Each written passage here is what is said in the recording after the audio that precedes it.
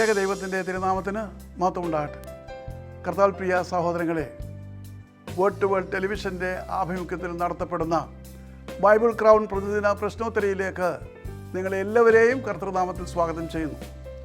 നമ്മുടെ ഇന്നലത്തെ ചോദ്യം, വിശുദ്ധ ചുംബനത്താൽ അന്യോന്യം വന്ദനം ചെയ്യുവിനെന്ന് ആർക്ക് എഴുതി? ഉത്തരം, അപ്പോസ്തലനായ പൗലോസ് കൊരിന്ത്യ സഭയ്ക്കാണ് അത് എഴുതിയത്. ഇന്നലത്തെ വിജയി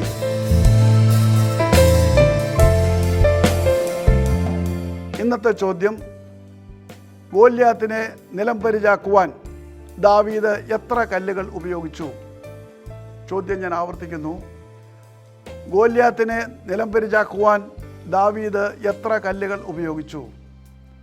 ഉത്തരം വേഗം അറിയിക്കുക, സമ്മാനം നേടുക. ദൈവം നമ്മെ അനുഗ്രഹിക്കട്ടെ.